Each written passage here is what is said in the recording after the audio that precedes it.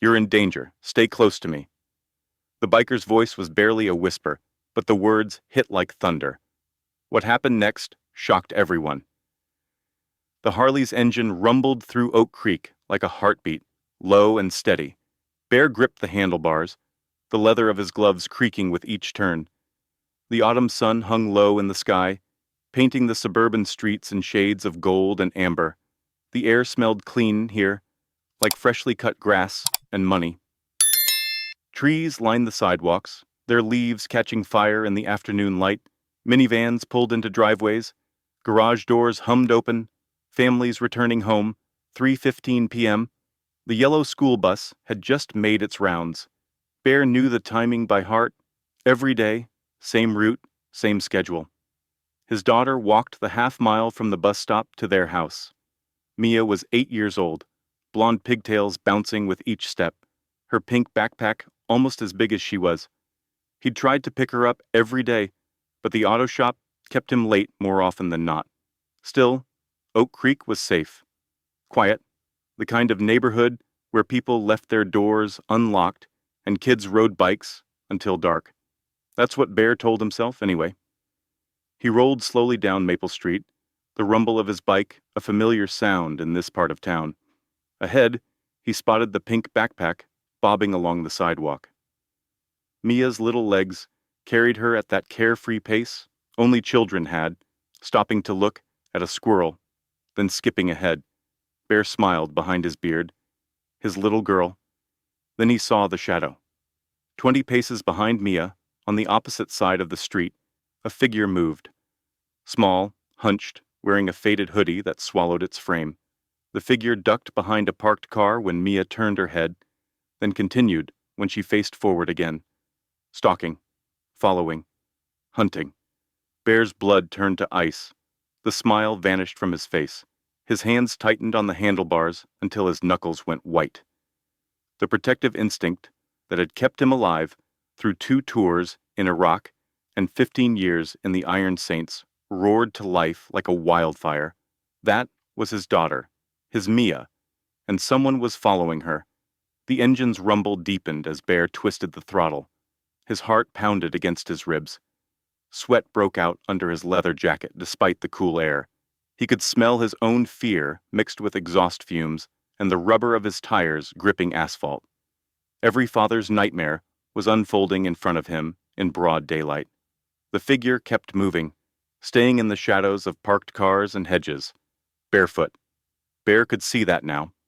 The way it moved, quick and silent, merging with the environment like it had done this before, like it knew how to hunt. Bear revved the engine once, hard. A warning. The figure froze. Bear cut the bike sharply across the sidewalk, blocking the hooded stalker's path.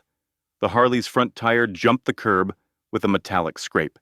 His boots hit the ground before the bike fully stopped.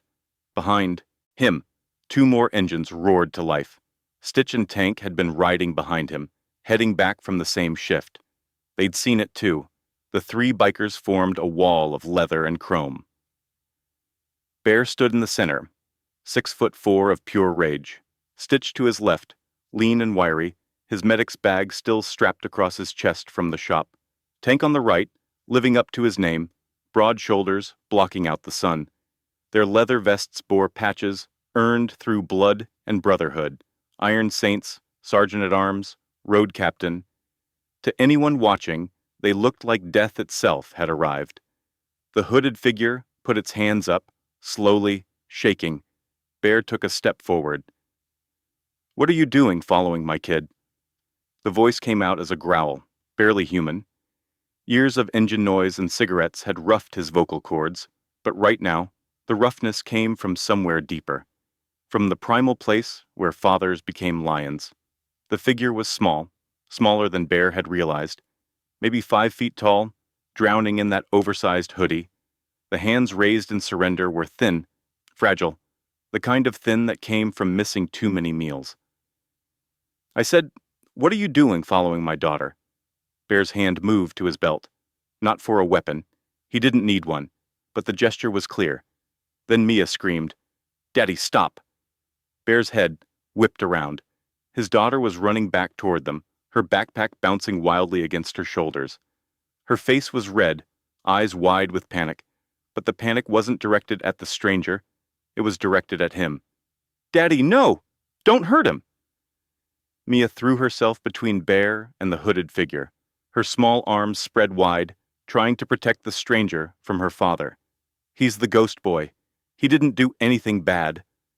Bear blinked, confusion cutting through his rage. "Mia, get back right now." "No." Tears streamed down her face. "You don't understand. He makes sure the bad car doesn't stop. He walks me home every day." The hooded figure lowered its hands slightly. Bear could see the face now. A boy, black, maybe 10 years old, but it was hard to tell. His face was streaked with dirt and something that might have been old tears. His eyes were too old for his face, eyes that had seen things no child should see. "I ain't want nothing, sir." The boy's voice cracked, thin and desperate. I walk her to the gate, then I go back. That's all." Bear's rage faltered. He looked down at the boy's feet and felt something twist in his gut. No shoes, just feet wrapped in plastic grocery bags, held together with duct tape. The bags were torn, blood seeped through in dark patches. The boy's legs were stick-thin beneath dirty jeans that hung off his hips. The hoodie, oversized and faded, was the only thing that gave him any bulk. This wasn't a predator. This was a scarecrow held together by willpower and duct tape. Stitch moved first. He knelt slowly, making himself smaller, less threatening. "Hey, kid, let me see those feet." The boy flinched but didn't run. He looked at Mia, who nodded encouragingly. "It's okay. Stitch is nice. He fixed my knee when I fell off my bike." Tank stepped back, giving them space. His massive arms crossed over his chest, but his face had softened. Bear watched his brothers process the same thing he was processing. This boy was barely surviving. "What's your name, son?" Bear's voice was quieter now, the growl replaced by something gentler. "Tyrell." "Tyrell." Bear repeated it, testing the weight of the name. "Why are you following my daughter? And don't lie to me." Tyrell's jaw worked like he was chewing on the words before spitting them out. "Gray sedan. Dent on the rear bumper. License plate starts with J4. Been parking near the bus stop for 3 days now. I seen him watching her." The air went cold. Bear's blood, which had been boiling with protective rage, now froze solid. Stitch and Tank exchanged looks. Mia gripped Bear's hand tighter. "He opened the door yesterday," Tyrell continued, his voice barely above a whisper. "Told your girl she dropped something. Tried to get her to come closer, but he saw me holding my brick, so he drove off." Bear felt his knees go weak. He forced himself to stay standing. "You've been watching for a predator." "I've been watching for her." Tyrell's eyes met Bear's, and in that moment, Bear saw something that made his chest tighten. Determination. The kind of stubborn, desperate determination that soldiers carried. The kind that said, "I will die before I fail." "Why?" Bear asked, his voice thick. "Why protect a stranger? A girl you don't even know?" Tyrell reached into his hoodie pocket with slow movements, giving the bikers time to see he wasn't pulling anything dangerous. His hand emerged, holding a crumpled photograph, water-damaged, worn at the edges from being touched too many times. He held it out to Bear. A little black girl smiled up from the photo, maybe 6 years old, braids tied with colorful beads, gap-toothed grin, eyes full of light. "This was Jasmine," Tyrell said quietly. "My little sister." The past tense landed like a punch. Bear took the photo with careful hands. Behind him, Stitch stood up slowly. Tank's jaw clenched. "I couldn't let the gray car take her happy away," Tyrell finished, his voice breaking. He pointed at Mia without looking away from Bear. "She looks happy. Jasmine used to look happy too. Before." The word before hung in the autumn air, heavy with meaning that nobody wanted to explore. Bear looked at this 10-year-old boy standing in plastic bags and duct tape, guarding his daughter from dangers Bear hadn't even known existed. 50 bikers, 15 years in the club, 2 tours in Iraq. Bear had seen bravery in many forms, but this hollow-eyed child with bleeding feet, standing guard over a stranger's daughter because he'd failed to protect his own sister, was something else entirely. Before you continue listening, let us know where in the world you're watching from today. Because what Tyrell did next, what this homeless boy had been doing every single day in silence and shadows, it changed everything. Now, back to the story. The Iron Saints clubhouse sat on the industrial edge of Oak Creek, a converted warehouse that still smelled faintly of the machine shop it used to be.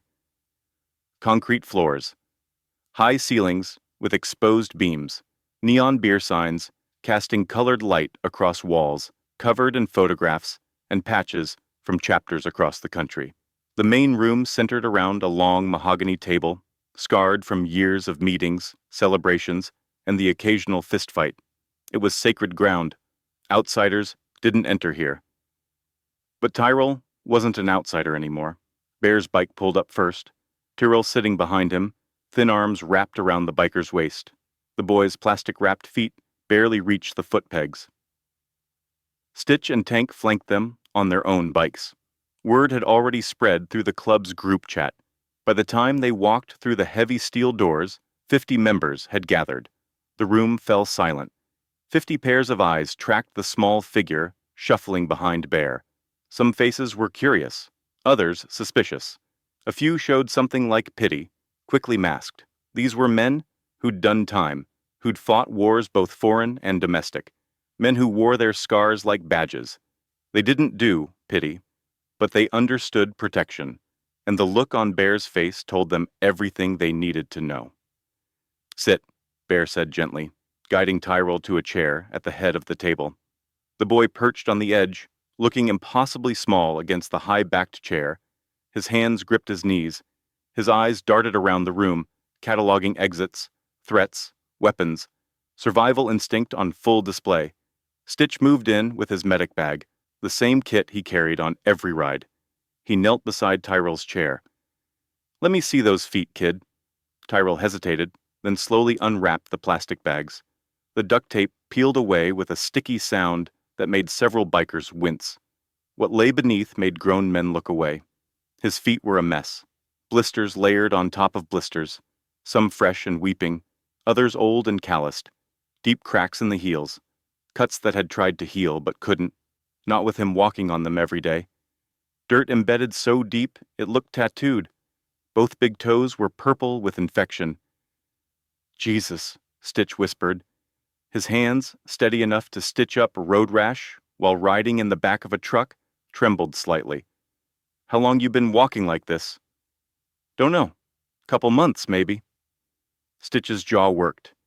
He pulled out antiseptic, gauze, antibiotic cream. "This is gonna hurt." "It's okay." Tyrell's voice was flat. "I'm used to it." That sentence landed heavy in the room. Used to pain, used to suffering, at 10 years old. Tank disappeared into the back and returned with a plate piled high. Cheeseburger, fries, onion rings, steam rising off it, grease soaking into the paper plate. He slid it in front of Tyrell without a word. The boy stared at the food like it might disappear. His hand reached out, hesitant, then pulled back. He looked at Bear, asking permission with his eyes. "Eat," Bear said. Tyrell grabbed the burger with both hands and bit into it. The first bite triggered something primal. He chewed twice and swallowed, barely tasting it. Then another bite, and another. He ate like a drowning man coming up for air. Grease ran down his chin. His cheeks bulged. He didn't stop until half the burger was gone, then paused only because his stomach cramped from being filled too fast. Nobody spoke. 50 bikers watched a starving child eat, and the only sound was Tyrell's desperate chewing and the occasional clink of Stitch's instruments as he worked on the boy's feet. The clubhouse smelled like a dozen different things. Old leather jackets hanging on hooks, motor oil tracked in on boots, cigarette smoke clinging to the ceiling, the yeasty scent of beer from the kegs against the wall, sweat and cologne, and the faint metallic tang of blood from Tyrell's feet. But underneath it, all was something else. The smell of bodies packed together, of brotherhood, of men who would die for each other. Warmth radiated from the crowd, not just temperature, though the room was hot with 50 people inside, but the kind of warmth that came from being surrounded, protected, safe. Terrell finished the burger and started on the fries. Slower now. His stomach was starting to remember how food worked. Bear pulled out a chair and sat across from him. The mahogany table stretched between them like a confessional. Talk to me, son. Start from the beginning. Terrell ate another fry. Swallowed. His eyes stayed on the plate. The car showed up 4 days ago.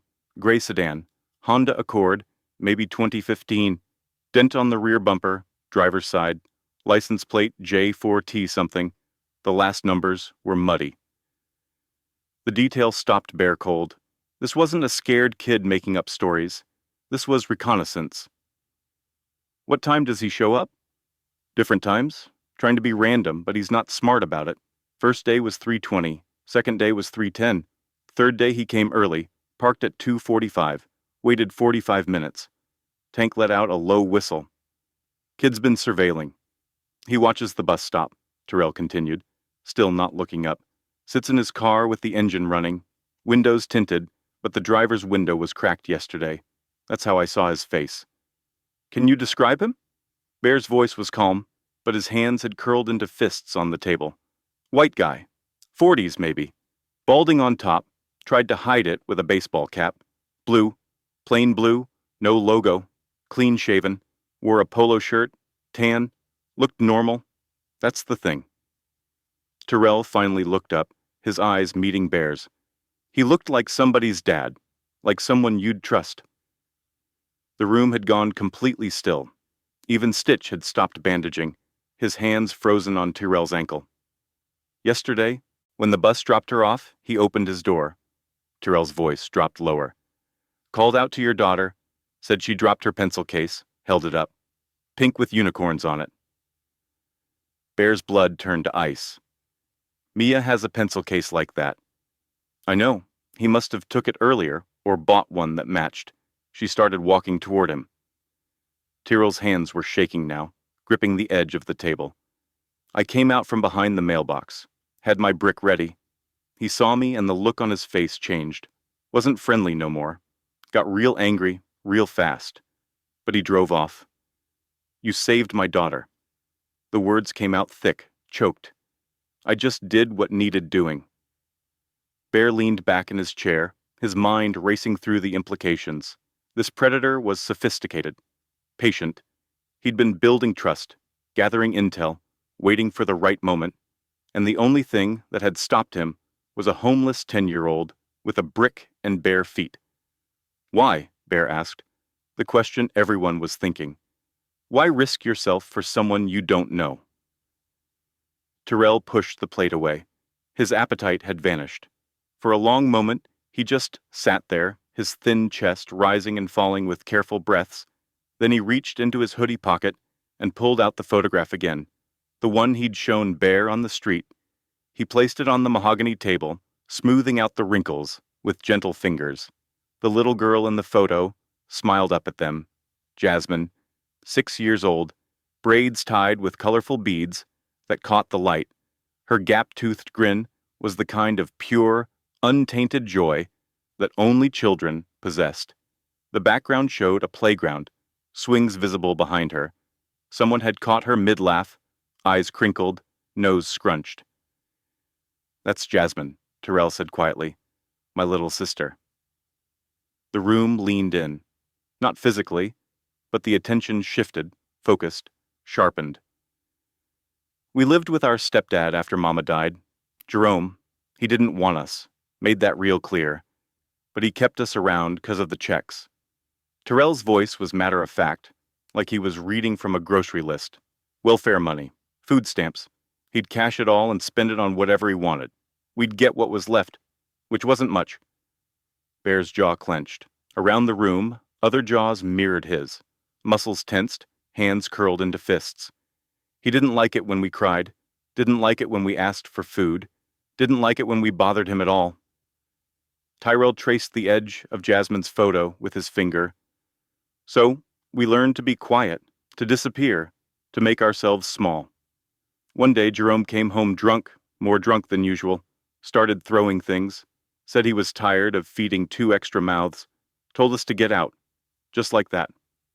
Get out and don't come back. The boy's voice didn't waver, but his finger had stopped moving. It was January, cold.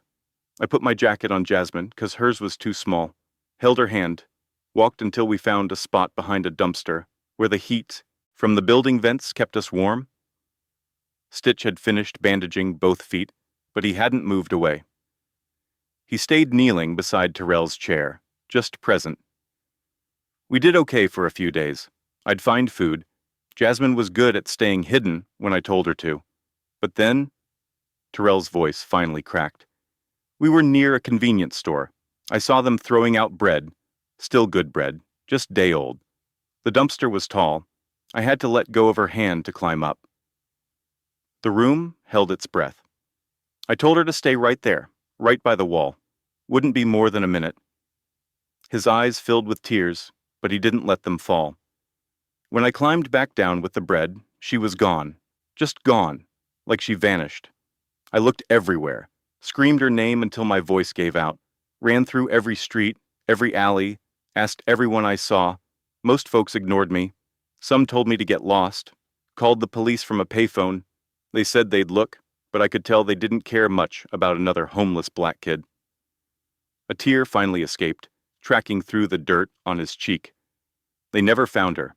No body, no witnesses, no nothing. She just disappeared, 6 years old, and the world swallowed her up like she never existed. Tank turned away, his massive shoulders shaking. Stitch wiped his own eyes with the back of his hand. Around the room, bikers who'd survived prison riots and firefights found themselves unable to meet each other's eyes. Bear's throat was tight. That's not your fault, son. I let go of her hand. Terrell's voice was barely a whisper. For 1 minute, that's all it took. 1 minute and my baby sister was gone forever. How long ago was this? 14 months, 23 days. The precision of the answer told Bear everything. This boy had been counting. Every single day since his sister vanished, he'd been counting. After she disappeared, I couldn't go back to Jerome. Couldn't face him. Couldn't face nobody.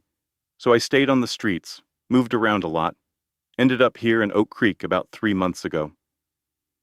Terrell looked at Bear with those 2 old eyes. Then I saw your daughter get off that bus. Pink backpack, blonde pigtails, smiling like the whole world was good. She looked happy, like Jasmine used to look before Jerome, before the streets, before everything got dark. His hand rested on the photograph. And I thought about what I'd do different if God gave me another chance. If I could go back to that dumpster, I'd never let go. I'd hold her hand so tight, nothing could take her away. He looked around the room at 50 hardened men, most of whom were openly crying now. I can't bring Jasmine back, can't change what happened, but I could make sure no other little girl with a pink backpack got taken. I could hold watch, could be the thing I wasn't for my sister. So every day at 3:15, I'm there. Don't matter if it's raining, don't matter if I'm sick, don't matter if my feet are bleeding, I'm there. 20 paces, back, on the other side of the street, watching for cars that slow down too much, for men who look too long, for danger your daughter don't even know exists. I couldn't let the gray car take her happy away. Terrell finished, his voice breaking completely. Not like they took Jasmine's. The silence that followed was absolute. Not even breathing could be heard. 50 men who thought they'd seen everything, who thought they couldn't be surprised anymore, sat frozen by the story of a 10-year-old boy carrying a burden no child should bear. Bear stood up slowly, walked around the table, knelt beside Terrell's chair. He wanted to hug this broken boy, to promise him everything would be okay, but the words felt inadequate. What do you say to someone who'd lost everything and still found the strength to protect others? You're the bravest person I've ever met, Bear finally said. And I've known some heroes. Terrell shook his head. I ain't brave. Brave is not being scared. I'm scared all the time. No. Tank spoke up from across the room, his voice thick. Brave is being scared and doing it anyway. Before anyone could respond, the heavy steel door opened. Everyone's head turned. Officer Miller stood in the doorway, his uniform crisp, his expression unreadable. Behind him, half visible in the shadows, stood a figure that made Tyrrell shrink in his chair. "We got a call about a runaway," Miller said, stepping inside. His eyes found Tyrrell. "This him?" Bear stood up, positioning himself between the cop and the boy. "What's this about?" Miller pulled out a small notepad. "Got a missing persons report filed 2 hours ago. 10-year-old black male. Answers to Tyrell Washington. Legal guardian is requesting his return." "No." The word ripped from Tyrell's throat. He pushed himself back in the chair, trying to make himself smaller. "No, no, no, please. I can't go back. Please don't make me go back." The figure behind Miller stepped into the light. Jerome, late 30s, thin and wiry, wearing a stained tank top and jeans. His eyes were bloodshot, his face covered in patchy stubble. He looked at Tyrrell with an expression that might have been concern to someone who didn't know better. But Tyrrell knew better. "There's my boy," Jerome said, his voice syrupy fake. "Been worried sick about you, Ty." "You threw me out." Tyrrell's voice cracked with panic. "You told me to never come back." "Now that's not how it happened," Jerome said smoothly. "You ran away after I disciplined you. Kids these days, they don't understand structure." Miller looked between them, his expression conflicted. "Mr. Washington, you filed a report saying your stepson ran away. Is that correct?" "That's right, officer. Been looking for him for weeks. Boy's got issues, you understand. Needs proper supervision." Bear's voice cut through like a blade. "He doesn't need supervision. He needs protection. From you." Jerome's fake concern slipped for just a moment, revealing something cold and calculating underneath. "I don't know who you think you are, but that's my kid. I got legal custody. He comes with me." "He's not going anywhere," Tank said, stepping forward. His massive frame made Jerome take an involuntary step back. Miller held up his hand. "Easy. Everyone just take it easy." He looked at Bear. "I understand you want to help, but without evidence of abuse, the law says he goes back to his legal guardian. If you interfere, that's kidnapping." "Kidnapping?" Bear's voice rose. "You want to talk about kidnapping? This man threw a 10-year-old child out on the street in the middle of winter. He's been living behind dumpsters, starving, walking barefoot through broken glass. That's child endangerment at minimum." "That's his word against mine," Jerome said with a shrug. "Kid's troubled, makes up stories. Everyone knows that." "Officer Miller," Stitch spoke up, "you might want to take a look at his feet before you make any decisions." Miller approached slowly, his hand instinctively hovering near his weapon. Not because he thought the bikers would attack him, but because the tension in the room was thick enough to cut. He looked down at Tyrell's newly bandaged feet, then at the bloody plastic bags and duct tape on the floor. His expression shifted. "Those feet tell a story," Stitch said quietly, "and it ain't the story of a kid who ran away from a loving home." Miller's jaw worked. He'd been a cop for 15 years. He'd seen abuse before, but he'd also seen good people accused of terrible things. He needed more than feet wrapped in garbage bags. Tyrrell's hands were shaking uncontrollably now. His breathing had gone rapid and shallow. Panic attack incoming. Jerome took another step forward. "Come on, Ty. Let's go home. I got dinner waiting." "No." Tyrrell scrambled out of the chair, backing away. "Don't let him take me. Please, he'll hurt me. He hurts everyone." "Kid's being dramatic," Jerome said with a laugh that sounded like grinding metal. "Always been sensitive." Bear's hand settled on Tyrell's shoulder. Steady, grounding. "Show them." Tyrrell looked up at him, eyes wide with terror. "Show them," Bear repeated gently. "The truth is going to set you free, son. But first, it's going to hurt like hell." For a long moment, Tyrrell didn't move. Then, with trembling hands, he reached down and grabbed the hem of his oversized hoodie. He pulled it up slowly, revealing his back. Officer Miller's face went white. Scars crisscrossed Tyrrell's back like a road map of pain. Old welts, long healed into raised tissue. Newer ones, still pink and angry. Some looked like belt marks, others like the cord from an electrical appliance. A few looked suspiciously like burn marks, circular and deliberate. The worst were along his shoulder blades, deep gouges that had healed incorrectly, leaving permanent damage. This wasn't discipline. This was torture. The room went dead silent. Even Jerome stopped talking, his face losing color as he realized his lie had just shattered against the evidence written in scar tissue on a child's back. Miller's hand dropped away from his weapon. His voice, when he spoke, was carefully controlled. "Mr. Washington, I'm going to need you to come down to the station with me. We need to have a conversation about these injuries." "I didn't do nothing." Jerome's mask cracked completely. "Kid's clumsy. Falls all the time. You can't prove nothing." "Can I?" Miller pulled out his phone, taking photographs of Tyrell's back from multiple angles. "Medical evidence speaks pretty loud, and I got a feeling when we run your name through the system, this ain't gonna be your first rodeo with child services." Jerome's eyes darted to the door, calculating. 50 bikers stood between him and freedom. He was smart enough to know he'd never make it. "Those kids were accidents," he muttered. "I didn't mean for things to get that bad. I was trying to teach respect." He'd just admitted it. Bear's voice dropped to a deadly calm. "Officer Miller, I strongly suggest you get this piece of trash out of my clubhouse before I forget I'm a law-abiding citizen." Miller nodded, moving to cuff Jerome. "You have the right to remain silent." As Jerome was led away, still protesting, still making excuses, Tyrell collapsed. His legs simply gave out. Bear caught him before he hit the floor, lifting the boy like he weighed nothing. Tyrell was crying now, silent tears streaming down his face. Not tears of sadness, but release. Years of fear bleeding out in salt water. "He's gone," Bear said quietly. "He can't hurt you anymore." Miller paused at the door. "I'll need formal statements, medical examination, the whole process, and we'll need to figure out placement for him." "He stays with me," Bear said without hesitation.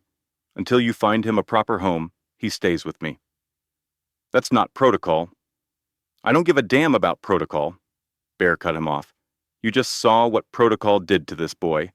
He stays with people who'll protect him until you find someone who'll love him. End of discussion." Miller looked at Tyrell, still crying in Bear's arms, and nodded. "I'll see what I can do. But Bear, you know I have to follow up on that gray sedan story. If there's really a predator out there—" "There is," Tank interrupted. He'd been making calls from the back of the room. "Just got confirmation from our contact in dispatch. Gray Honda Accord, partial plate J4T, matches a vehicle registered to Martin Fletcher. He's on the sex offender registry. Got out on a technicality 3 months ago." The room erupted. 50 voices overlapping, some cursing, some demanding action, all angry. Miller had to raise his voice to be heard. "We'll handle it. Through legal channels. Don't you dare take this into your own hands." "We won't," Bear said, and his voice carried enough weight that the room quieted. "But we're not sitting back either. Tyrell's been watching. He's got intel. And if Fletcher is hunting in our neighborhood, then we're going to make sure he doesn't get another chance." Miller's jaw clenched. He knew he should shut this down, should take control of the situation. But he also knew that the Iron Saints had resources the police didn't. Manpower, street knowledge, the ability to move fast without red tape. 24 hours, Miller finally said. "You got 24 hours to gather evidence. Anything illegal, anything that could compromise a prosecution, and I'll bring every one of you in. Clear?" "Crystal." After Miller left, the energy in the clubhouse shifted. The grief and shock transformed into something sharper. Purpose, direction. These were men of action, and now they had a target. Bear set Tyrell down gently in the chair. The boy's tears had slowed, but his whole body trembled with exhaustion. Stitch brought him water and a blanket. Tank returned with another plate of food, this time soup, easier on a stomach that wasn't used to eating. "Here's what's going to happen," Bear said, addressing the room. "We got 2 fights on our hands. Jerome's in custody, but that don't mean he's gone for good. System's got a way of failing kids like Terrell. We need to make sure that don't happen. We need lawyers, social workers, people willing to speak up about what they saw here today. Nods around the room. Several bikers pulled out phones, already making calls. Second fight is Fletcher. Miller gave us 24 hours. We use it smart. Bear looked at Terrell. You up for helping us? You can say no. Nobody expects you to. I'll help. Terrell's voice was hoarse but firm. I've been watching him for days. I know his patterns, his timing, where he parks, which way he faces his car, everything. Tank let out a low whistle. Kid's got tactical mind. I've been doing this alone for months, Tyrrell said, sitting up straighter. Let me finish it. With y'all. Around the room, respect bloomed on weathered faces. This wasn't just a victim needing rescue. This was a warrior asking to finish his mission. We'll need everyone, Bear said. Tomorrow at 3:15, Mia walks her route. Only this time, she won't be alone. Terrell walks his usual path, but we'll be the invisible army. Rooftops, alleys, parked vehicles. If Fletcher shows, we box him in and hand him to the cops with enough evidence to bury him. And if he runs? Someone called out. Bear's smile was cold. Then he learns what happens when you hunt in Iron Saints territory. Stitch finished wrapping fresh bandages around Tyrell's feet. These need to be changed twice a day. No more walking barefoot. No more plastic bags. He looked up at Bear. I'm serious. Another week like that, and he'd be looking at permanent damage. Maybe amputation. The weight of that statement settled over the room. Tyrell had been willing to lose his feet to protect Mia, to finish what he'd started with Jasmine. Tank approached with something in his hands, a clean shirt, soft and warm, with the Iron Saints logo on the chest. Try this on. Tyrell looked at it like it was made of gold. He pulled off his filthy hoodie, revealing how thin he really was. Ribs visible, arms like sticks.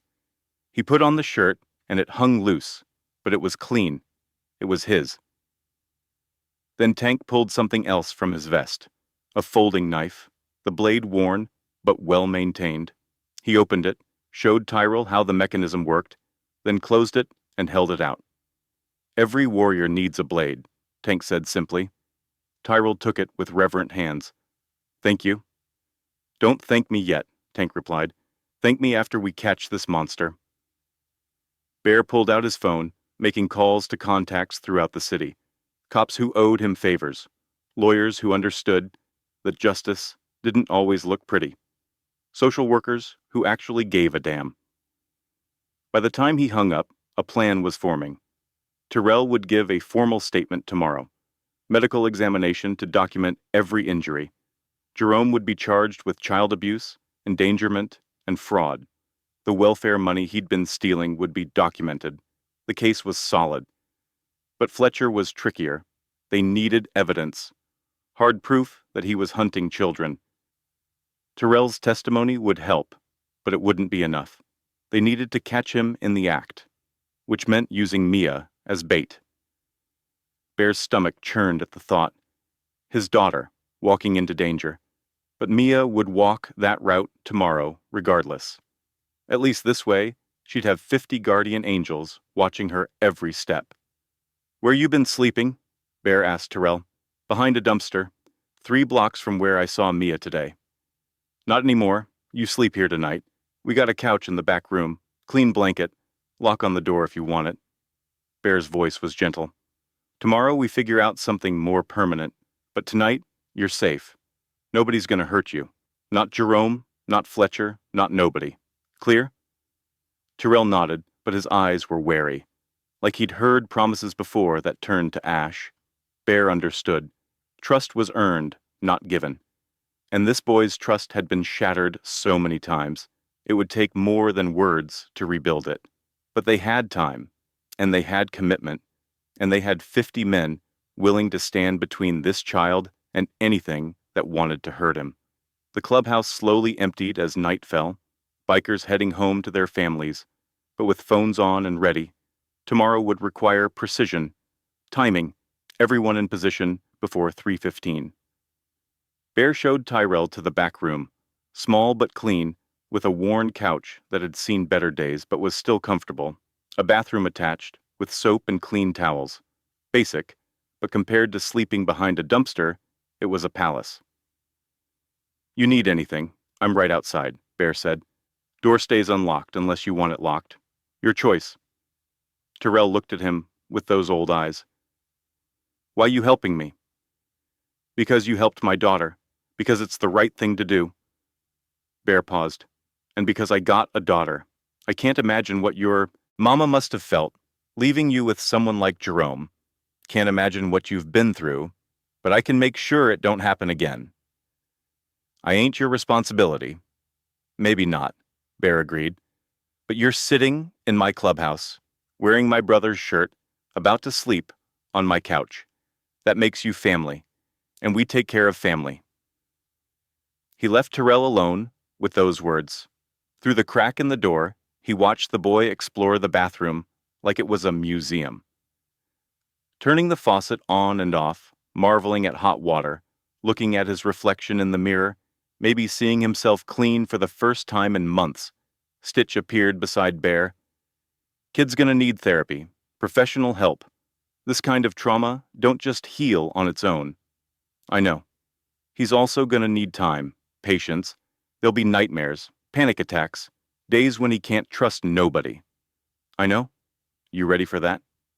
Bear looked at his brother, this man who'd stitched him up more times than he could count. "I held my daughter today and realized that if it wasn't for that boy, I might not have her. If Fletcher had grabbed her yesterday when Tyrell threw that brick, if he'd succeeded, if she'd disappeared like Jasmine—" His voice broke. "I can't think about it without wanting to burn the world down. So yeah, I'm ready. Whatever that boy needs, however long it takes, I'm ready." Stitch nodded. "Then we all are. Iron Saints take care of their own, and that kid, he's one of us now." Inside the back room, Tyrell finally lay down on the couch. The blanket was soft. The pillow smelled like laundry detergent. The room was warm and quiet and safe. For the first time in 14 months and 23 days, Tyrell closed his eyes and slept without counting the hours until dawn. Morning light filtered through the clubhouse windows, painting everything in shades of gold and amber. The smell of fresh coffee mixed with motor oil and leather. 50 bikers filled the space, but unlike last night's emotional gathering, this morning crackled with military precision. Maps covered the mahogany table, street layouts of Oak Creek, marked with colored pins. Red for the bus stop, blue for Mia's house, black pins scattered throughout, marking positions. Bear stood at the head of the table, but all eyes kept drifting to the small figure beside him. Tyrell wore clean clothes now, the Iron Saints shirt from Tank, and jeans that Stitch had grabbed from his own kid's closet. His feet were wrapped in fresh bandages, hidden inside a pair of sneakers that Bear had purchased early that morning. Real shoes, the first pair Tyrell had worn in months. The boy leaned over the map, his thin finger tracing routes with the confidence of a tactician twice his age. "He parks here." Tyrell tapped a spot 3 blocks from the bus stop, always in sight of where the kids get off, but far enough back that parents don't notice. First 2 days, he stayed in the car the whole time. Third day, he got out. Tested the waters. That's when he tried to lure her with the pencil case. Tank marked the position with another black pin. "What time?" "Between 3:10 and 3:20. He's trying to be random, but he's got a pattern. Shows up early, watches the bus arrive, then moves in after the other kids disperse." Bear studied the map. "We need coverage on every approach. He can't slip through." "Rooftops?" someone called out. "Yeah." Bear pointed to several buildings. "Hawk, you and your crew take the high ground. Binoculars, phones, constant communication. You see that gray sedan, you call it in immediately." Hawk nodded, his weathered face set in grim determination. He'd done 2 tours in Afghanistan as a sniper. If anyone could spot a threat from distance, it was him. "Street level?" "Stitch, you're in the medical van. Park here."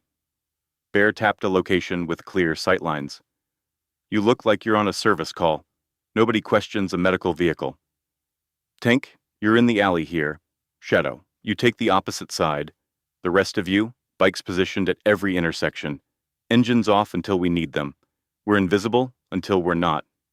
The bikers nodded, each one memorizing their position. This wasn't their first coordinated operation. The Iron Saints had protected their community for decades, and they moved with practiced efficiency. "What about me?" Terrell asked quietly. The room went still. Bear looked down at the boy, seeing the determination in those old eyes, the same determination that had kept him walking on bloody feet for months. "You do what you've been doing," Bear said. 20 paces behind Mia, on the opposite side of the street. But this time, you're not alone. This time, we got your back. Terrell's jaw clenched. What if he sees me? My new clothes, I mean. He might not recognize me. Good, Tank rumbled. Let him think the ghost is gone. Let him think the coast is clear. Then we show him what happens when you hunt in our territory. Bear pulled out a small radio, the kind construction crews used, clipped it to Tyrell's belt, and fit an earpiece in his ear. You see anything at all, you call it in. Don't try to be a hero. Your job is to watch and report. We handle the rest. But, Tyrell. Bear's voice was firm, but gentle. You've been fighting alone for months. You've done more than anyone should have asked. Today, you let us fight for you. Clear? The boy nodded slowly, but his hand drifted to the folding knife Tank had given him. Still there, still his. Bear knelt in front of Terrell, eye to eye. From his jacket, he pulled out a shoebox. Nike. Brand new. He opened it slowly. Inside were shoes. Not just any shoes. High tops with red and black trim, laces still factory tight. The kind of shoes kids dreamed about, the kind that cost more than Tyrell had seen in months. These are yours, Bear said. Real shoes for a real warrior. Tyrell stared at them like they might vanish. His hand reached out, hesitant, then touched the smooth material. I can't. These are too nice. I'll mess them up. That's what shoes are for, getting messed up while you walk. Bear pulled out the left shoe, unlaced it. Come on, let's see if they fit. The bandages had to stay, so the shoes went on carefully over the dressing. But they fit. Perfect. Terrell stood up, and for the first time in months, he had real padding between his feet and the ground. He took a step, then another, eyes wide with wonder. How did they feel? Like walking on clouds, Terrell whispered. Thank you, sir. Bear's hand settled on the boy's shoulder. Call me Bear. Family don't use sir. For the first time since they'd met him, Terrell smiled. Not a big smile, just a small curve of lips that barely qualified, but it was real. It was there. And it transformed his face from haunted to hopeful. The door to the clubhouse opened. Mia burst through, her mother right behind her. The girl had insisted on being part of this, and Bear's wife had finally agreed, understanding that sometimes children needed to see justice happen to believe in it. Terrell. Mia ran straight to him, wrapping her arms around his waist. You're still here. Daddy said you were staying. Terrell stiffened at first, unused to being touched. Then slowly, carefully, his arms came up to return the hug. Yeah, I'm staying. Mia pulled back, looking at his new clothes and shoes. You look different. Good different. I'm still the ghost boy. Nuh-uh. Mia shook her head firmly. You're my real friend. Real friends don't hide in shadows. Real friends walk together. Terrell looked at Bear, uncertainty written across his face. Today was about catching Fletcher, about being the shadow one more time. But Mia's words hit different. Real friends don't hide. Today, I ain't gonna be a ghost no more, Terrell said quietly. Around the room, hardened bikers found themselves smiling. This boy, who'd lost everything and still found the strength to protect others, was finally learning to be a kid again. The briefing continued. Radio channels synchronized, phone numbers exchanged. Every man knew their position, their responsibility. Officer Miller had been informed of the operation, grudgingly agreeing to have patrol units nearby, but not close enough to spook Fletcher. We get one shot at this, Bear reminded everyone. Fletcher's smart, patient. If he smells a trap, he disappears. We need him to make his move, and we need to be faster. What about the kid's safety? Hawk asked, nodding toward Mia. She's never out of our sight, not for a second, and the moment Fletcher moves on her, we close the net. Bear's voice was steel. He won't get within 10 feet before we're on him. At 3:10 p.m., Oak Creek looked like any other suburban afternoon. Parents returning from work, kids playing in yards, a dog barked somewhere, normal, peaceful, safe. But hidden in that normalcy was an army. Hawk lay flat on a rooftop, binoculars trained on the street. His voice crackled through the radio. Network. Eyes on bus stop. No sign of target vehicle. Van in position, Stitch reported. His medical van sat parked near a fire hydrant, looking official and unremarkable. Through tinted windows, he had clear sightlines to the entire route Mia would walk. Shadow in position. From his alley, Shadow watched the street, motorcycle idling silent beside him. One by one, the reports came in. 50 bikers invisible in plain sight. Parked cars with operators inside. Store windows with watchers behind them. Rooftops, alleys, intersections. A net cast wide, waiting to close.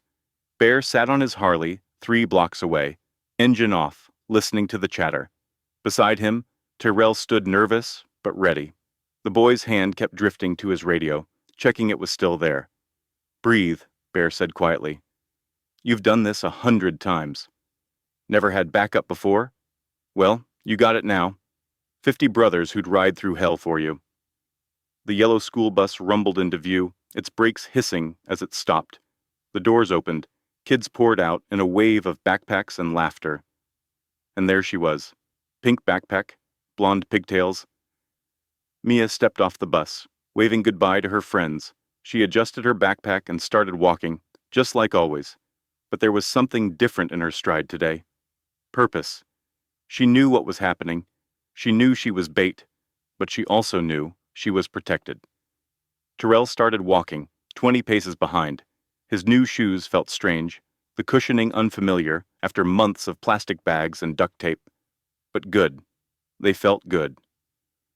Ghost Boy is mobile, Hawk reported from his rooftop, maintaining distance, eyes sharp.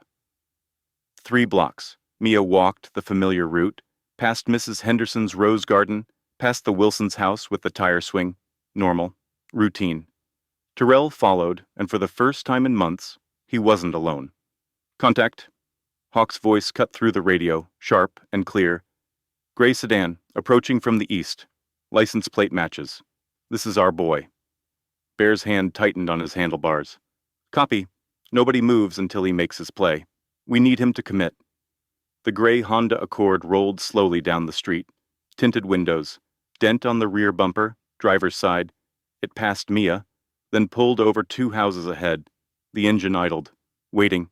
Through his binoculars, Hawk could see the driver, Martin Fletcher, 43 years old, balding, plain face that blended into any crowd, the kind of monster that hid in normalcy. He's watching her, Hawk reported. Windows cracked. He's got something in his hand. Can't make it out. Mia kept walking, her pace steady. Inside, her heart was probably racing, but she didn't show it, 8 years old and braver than most adults. Tyrell's body went rigid. He'd seen this before. The predator waiting, calculating. His hand moved to the knife in his pocket, fingers wrapping around it. Easy, Bear's voice came through the earpiece. Let him make the move. We're here. Seddon's door opened. Fletcher stepped out, and in his hand was another pink pencil case. Same bait, different day. He smiled, the kind of smile that probably made parents trust him. Non-threatening, friendly. Excuse me, sweetie, Fletcher called out. I think you dropped this. Mia stopped, turned. Her face showed confusion, just like it should. That's not mine. Are you sure? It has unicorns. I thought all little girls liked unicorns. He took a step toward her, then another. Mia's hand tightened on her backpack strap. She was supposed to play along, get him to commit. but fear was real. It didn't matter that 50 bikers were watching. The monster in front of her was real. "I need to go home," Mia said, her voice smaller than before. "I'll walk you. Make sure you get there safe." Fletcher's smile widened. He was close now. 10 feet, 8 feet. That's when Tyrell exploded from his position. "Get away from her!" The brick in his hand flew through the air, spinning end over end. It hit Fletcher's car with a metallic crunch, denting the rear panel. The same brick, the same throw, the same protective fury that had saved Mia before. But this time, Fletcher didn't retreat. His friendly mask cracked. The smile vanished, replaced by something cold and calculating. He lunged forward, reaching for Mia with hands that had hurt too many children. Mia screamed, and the world erupted in thunder. 50 engines fired simultaneously. The rumble started low and built like an avalanche, a wall of sound that shook windows and sent birds exploding from trees. From every direction, motorcycles appeared. Alleys, side streets, driveways. They'd been invisible, and now they were everywhere. Fletcher's head whipped around, eyes wide with terror. The color drained from his face as he realized he was surrounded. Bear's Harley came from the front, jumping the curb with a metallic scrape. Tank roared from the left, his massive frame making his bike look small. Shadow from the right, Stitch's van pulled forward, blocking the rear. A perfect box. No escape. "Run!" Fletcher screamed at himself, spinning toward his car. But Tyrell was there, small and fast, throwing himself at the Predator's legs. They went down in a tangle, hitting the pavement hard. Fletcher tried to kick free, but the boy held on with desperate strength. Before Fletcher could shake him loose, Bear was off his bike. He grabbed the Predator by the collar, hauling him up with one hand. Fletcher's feet kicked uselessly, finding no purchase. "You picked the wrong neighborhood," Bear's voice was deadly calm, "and you definitely picked the wrong kids." Tank appeared on the other side, his presence alone making Fletcher whimper. Stitch moved in from behind. 3 Iron Saints surrounding the Predator, and 50 more engines still running, still circling, a wall of leather and chrome that said louder than words, "Justice is here." "Please," Fletcher gasped. "I wasn't doing anything. I was just trying to help." "Help?" Tank's voice was a growl that came from somewhere deep in his chest. "We got you on video. We got witnesses. We got everything we need." "Hawk?" Bear called out. "Tell me you got that on film." "Every second," Hawk's voice came through the radio. 3 cameras, 4 angles. It's beautiful." Fletcher struggled, but Bear forced him face down on the pavement. Zip ties appeared from someone's vest, securing wrists behind his back. The Predator's face pressed against asphalt, tasting his own defeat. Sirens wailed in the distance, growing closer. Officer Miller had been waiting 3 blocks away, ready to move the moment the trap closed. Mia ran to her father, who'd dismounted to comfort her. She buried her face in his chest, shaking with reaction. "I was so scared, Daddy." "I know, baby, I know. But you were so brave, so brave." Tyrell stood nearby, breathing hard. His new shoes were scuffed from the tackle. His hands were scraped. But his eyes held something they hadn't held before. Relief. The hunt was over. The Predator was caught. Police cars screeched to a stop, surrounding the scene. Miller jumped out, his expression caught between professional and satisfied. He looked at Fletcher on the ground, then at the 50 bikers surrounding him, then at the cameras still recording. "Martin Fletcher," Miller said, pulling the Predator to his feet. "You're under arrest for attempted kidnapping, stalking, violation of sex offender registration, and about 15 other charges I'm gonna enjoy writing up." Fletcher's bravado crumbled completely. "I want a lawyer. I know my rights. You can't prove—" "Can't prove?" Hawk called down from his rooftop. "I got 4K footage of you approaching a minor with intent. You want to see the playback?" "Dash cams from every bike," Shadow added. "Different angles, all time-stamped." "And we got this young man's testimony," Bear gestured to Tyrell. "Who's been documenting your patterns for days. License plate, times, locations, methods. Kid's better than most detectives."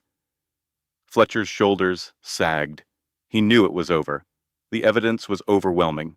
The trap had been perfect. As Miller loaded him into the patrol car, Fletcher looked back at Tyrell.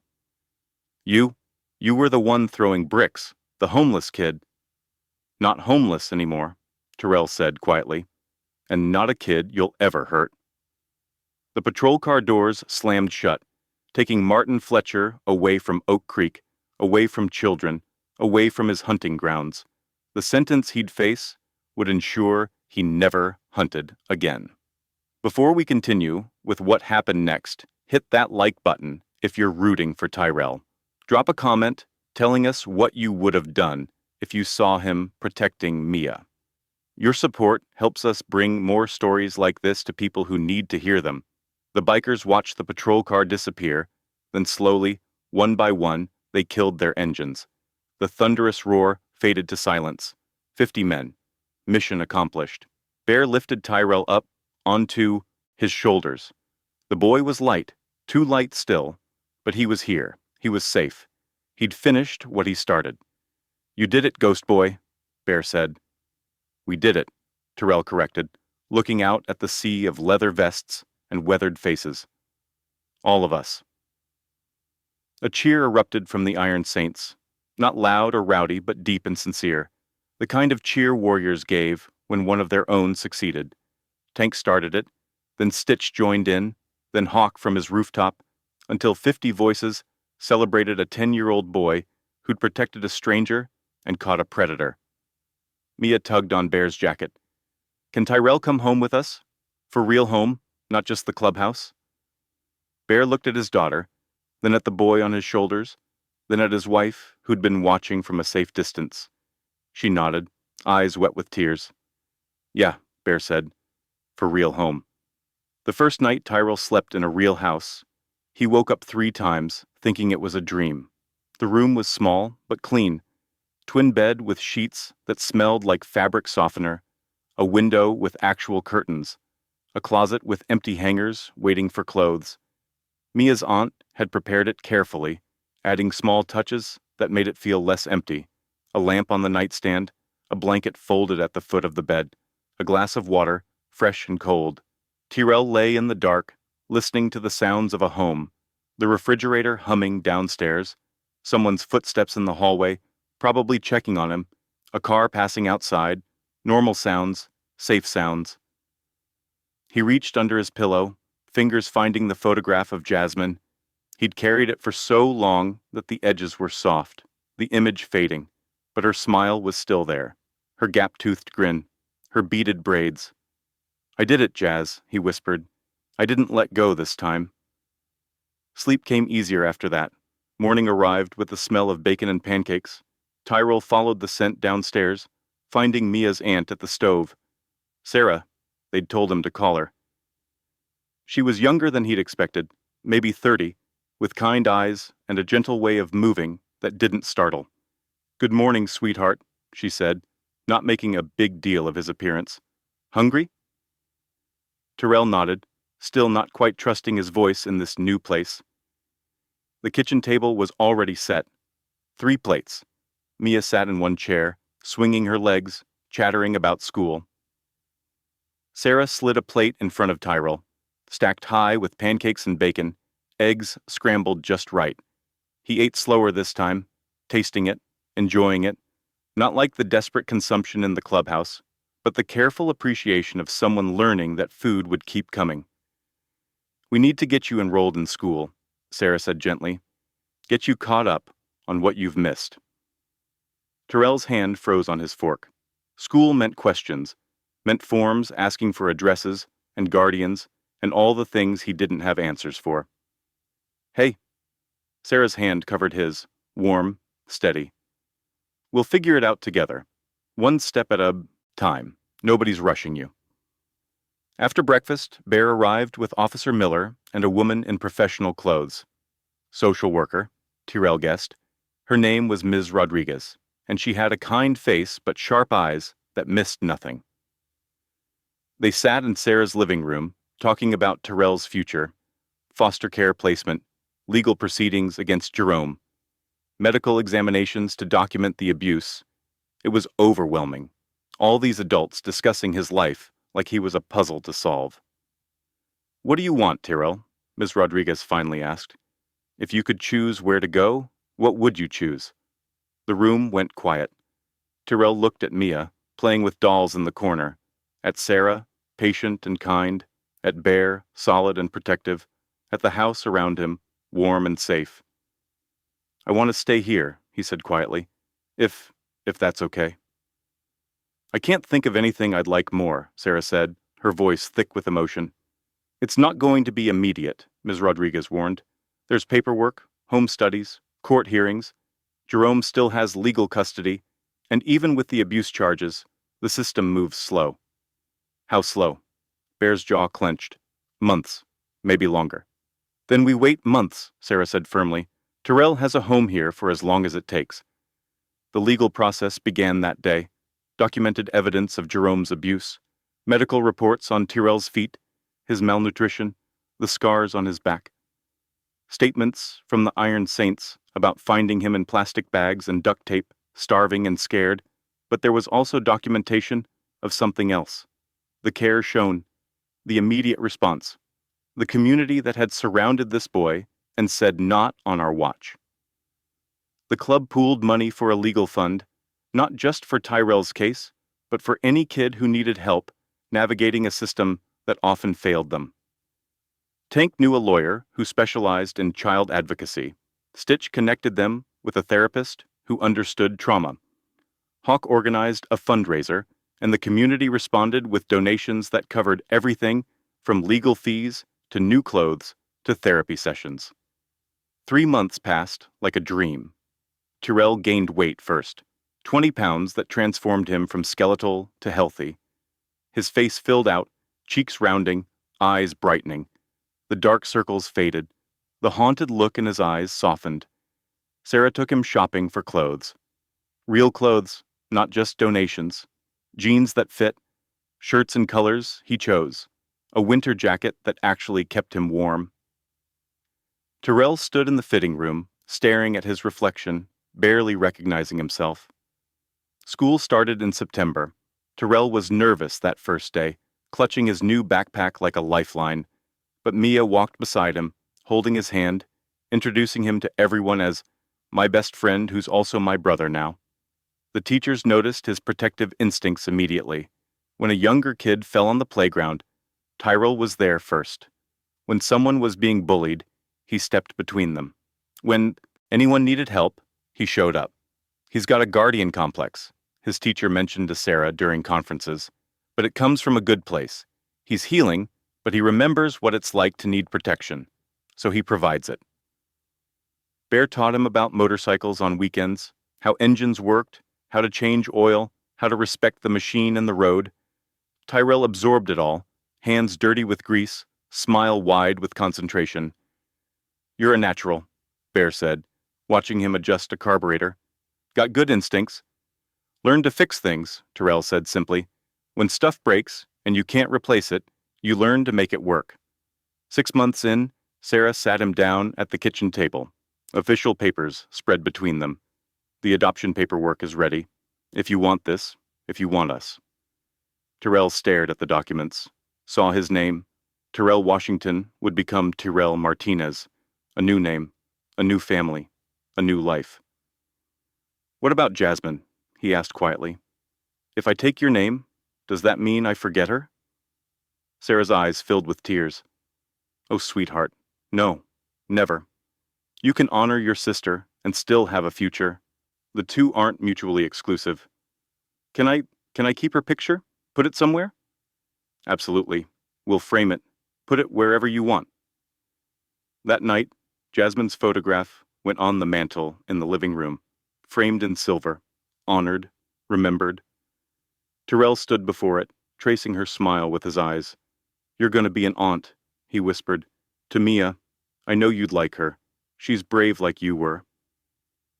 The adoption became official in December. The judge, seeing the evidence of transformation and care, expedited the process. Jerome's parental rights were terminated. Martin Fletcher was serving 30 years, and Tyrell Washington became Tyrell Martinez, legally and permanently. But one final test remained. The trial for Martin Fletcher required victim testimony. The prosecutor needed Tyrell to take the stand, to describe what he'd seen, what he'd documented, what he'd prevented. The night before the trial, Tyrell couldn't sleep. Fear had returned, cold and familiar. What if they don't believe me? He asked Bear. What if they think I'm lying? Then they'd have to explain the video evidence, the witness statements, and the fact that Fletcher confessed, Bear said calmly. But I understand the fear. Standing up to monsters is always scary.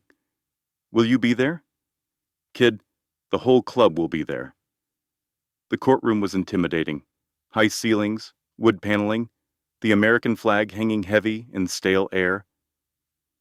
Fletcher sat at the defense table in an orange jumpsuit, trying to look small and harmless. But in the gallery, 50 bikers sat in their leather vests, arms crossed, silent, a wall of solidarity that said, "We stand with this boy." The judge looked at the bikers, raised an eyebrow, but allowed it. "Mr. Martinez, please take the stand."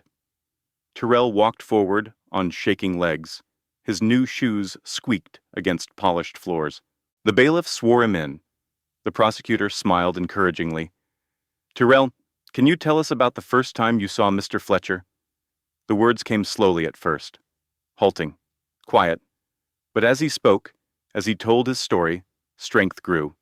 He described the gray sedan, the license plate, the pattern of appearances, the attempted lure with the pencil case. Fletcher's lawyer tried to intimidate him during cross-examination. "Isn't it true you were homeless at the time, living behind dumpsters? How can we trust the observations of someone in such an unreliable state?" Tyrell's eyes found Bear in the gallery, found strength in that weathered face. "Being homeless don't make you blind, makes you more aware. You learn to watch, to notice things, because your life depends on it. I saw everything. And isn't it convenient that you happened to be watching this particular child? Some might say you were the one stalking her." "I was protecting her." Tyrell's voice rose. "I did what anyone should do. I saw danger, and I stood between that danger and someone who needed help. I did it because I couldn't do it for my sister. But I wasn't going to let another kid disappear." The courtroom went silent. Even Fletcher's lawyer seemed to realize he'd made a mistake bringing up Jasmine. "I did what anyone should do," Tyrell repeated. "I protected someone who needed it." The jury deliberated for less than an hour, guilty on all counts. Fletcher would spend the rest of his life in prison. Outside the courthouse, Tyrell breathed freely for the first time in months. Bear pulled him into a hug. "You did good, kid. Your sister would be proud." 1 year later, the Iron Saints Clubhouse hosted a celebration. Not a birthday, not a holiday, but something more important. An anniversary of the day they found a ghost and gave him substance. Tyrell stood in the center of the room, healthy and glowing, 15 pounds heavier than even 6 months ago, his frame filling out with muscle from Bear's training sessions. His hair was cut fresh, his clothes clean and fitted. He looked like any normal 12-year-old kid, except for his eyes. Those still held wisdom beyond his years, the kind of wisdom that came from surviving hell and choosing to protect others anyway. "We got something for you," Bear announced, calling for silence. The clubhouse quieted, 50 faces turning toward them. Mia stood beside Tyrell, bouncing with excitement because she knew what was coming. Bear disappeared into the back room and returned carrying a small leather vest, custom-made, perfectly fitted. The leather was soft and well-crafted, the kind that cost serious money. On the back, embroidered in silver thread, was a single word: Guardian Angel Wings, spread on either side of the text, detailed and beautiful. "There are men in this room who think they're tough," Bear said, his voice thick with emotion. "Men who've done time, who've fought wars, who've earned their patches through blood and loyalty." He held up the vest. But this young man walked through hell in bare feet to save a kid who wasn't even his blood. He starved himself to keep watch. He bled to protect a stranger. That's what a man is. That's what a guardian is. The room erupted in applause. Engines revved in celebration, fists pounded on tables. The sound was deafening, overwhelming, beautiful. Bear helped Tyrell put on the vest. It fit perfectly, snug across his shoulders, the hem hitting just right at his waist. Tyrell ran his fingers over the embroidered wings, feeling the texture of his new identity. "You'll always be our ghost boy," Mia said, hugging him tight, "but now everyone can see you." "Not a ghost anymore," Tyrell said, his voice strong and clear. "I'm here. I'm real. And I'm staying." The celebration continued long into the night, food and laughter and the easy camaraderie of family. Tyrell moved through the crowd, accepting handshakes and hair ruffles, belonging in a way he'd never belonged before. Later, standing outside under the stars, he looked up at the sky. Somewhere up there, Jasmine was watching. He knew it the same way he knew the sun would rise tomorrow. "I kept my promise, Jazz," he whispered. "I didn't let go." 5 years later, Tyrell walked across a graduation stage. Not just any graduation, but high school. Honors, top of his class, scholarship offers from 3 universities. The Iron Saints filled an entire section of the auditorium, leather vests making parents do double takes. But when Tyrell's name was called, their cheers were the loudest. His valedictorian speech was simple, direct, honest. "I was invisible once," he said, looking out at the crowd. "People stepped over me, ignored me, treated me like I didn't exist. But one man saw me, one family chose me, one community decided I mattered." He found Bear in the crowd, Sarah beside him, Mia, now 13, beaming with pride. Family isn't who you're born to. It's who chooses you. It's who stands beside you when the whole world says you're not worth the trouble. "I'm going to college to study social work," he continued, "because there are kids out there right now, invisible kids, who need someone to see them, who need someone to fight for them. And if a homeless boy with plastic bags on his feet could become this, then we owe it to every invisible kid to help them become who they're meant to be." The applause was thunderous. After the ceremony, reporters wanted interviews. The local news had followed Tyrell's story from the beginning, and now his graduation was a capstone to a narrative of redemption and community. "What do you want people to know about your experience?" a reporter asked. Tyrell thought carefully. "That heroes don't look how you expect. That sometimes the scariest-looking people have the biggest hearts. That family isn't about blood, it's about commitment. And that every kid deserves someone watching over them." "What about your sister, Jasmine?" Tyrell pulled out his wallet. The photograph was still there, protected in plastic. Jasmine's gap-toothed smile as bright as ever. "She's the reason for everything. She taught me that letting go, even for a minute, can change everything. So I hold on now, to people I love, to kids who need protection, to the promise I made. I never let go of a hand again." Present day. Tyrell, 18 and heading to college in the fall, walked down the familiar Oak Creek streets. Mia walked beside him, no longer the 8-year-old with a pink backpack, but a teenager with her own protective instincts. They passed the spot where Bear first confronted him, the bus stop where Mia used to wait, the streets Tyrell had walked barefoot and bleeding. "You ever think about how different things could have been?" Mia asked. "Every day," Tyrell admitted. "If Bear hadn't stopped me, if you hadn't protected me, if the club hadn't taken me in, I'd probably be dead by now. Or you would have saved someone else. That's who you are." They reached the cemetery, where Jasmine's name now had a marker. Not a grave, because her body was never found, but a memorial that said she existed. She mattered. She was loved. Tyrell knelt before the stone, placing fresh flowers. "Hey, Jazz, I'm heading to college soon. Gonna help other kids like us. Gonna make sure no one else disappears." Mia knelt beside him. "I never got to meet her, but I know she'd be proud of you." "She'd like you," Tyrell said. "You're brave like she was." They sat there for a while, 2 kids who'd been saved by unexpected heroes, now becoming heroes themselves. A motorcycle rumbled in the distance. Bear, checking on them like always, protective but not hovering, present but not suffocating. Tyrell stood up, adjusting the guardian vest he still wore on special occasions. The leather had aged well, developing character with each wear. The embroidered wings caught sunlight, shining silver. "Ready?" Mia asked. "Yeah, let's go home." They walked together, hand in hand, the way Tyrell had once walked with Jasmine, the way he now walked with every kid who needed protecting, the way guardians walked, with strength, with purpose, with the absolute certainty that they would never let go. Behind them, Bear followed at a distance, not because he didn't trust them, but because some habits, the good ones, never died. Watching over your family was one of them. Stories like Tyrell's remind us why we do this. Sometimes the most broken people become the strongest protectors. Sometimes the scariest looking people have the biggest hearts. And sometimes a homeless boy with plastic bags on his feet is more of a man than anyone in a suit. If this story touched your heart, subscribe to Biker's Bite and hit that bell. Share it with someone who needs to believe that second chances are real. Drop a comment and tell us what you would have done if you saw Tyrell that day.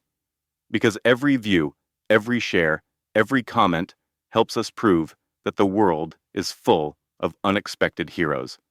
Thank you for riding with us today. Remember, the rumble you hear might not be trouble. It might be help on the way.